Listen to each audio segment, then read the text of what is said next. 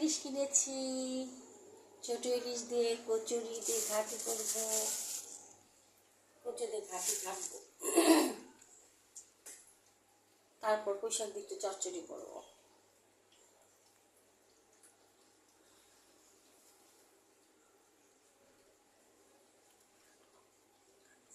তার আগে বিসমিল্লাহ,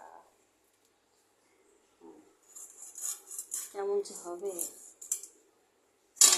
ছোট্ট একটা ইলিশ আছে, মনে হয় তেল তেল আছে, কিন্তু আরেকটা ইলিশ মাছ কিন্তু ভুল করেছি মনে হচ্ছে।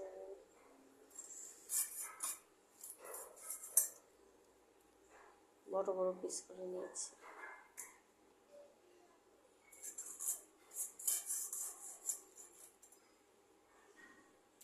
ভালোই হবে মনে হয়, এইটা তেল।